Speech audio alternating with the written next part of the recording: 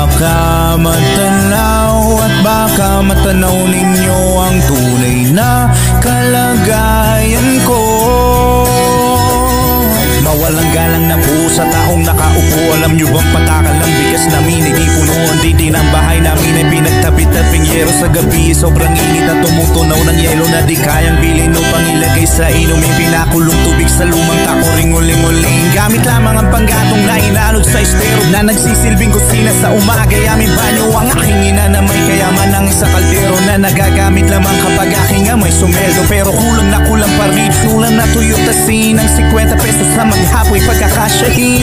Di ko alam kung talaga maraming haraw. Mataas lamang ang bako doon, nagbubulag-bulagan lamang po kayo. Kahit sa dami ng pera nyo, walang doktor na makapagpapalinaw ng mata nyo. Kaya huwag kang masyadong halata.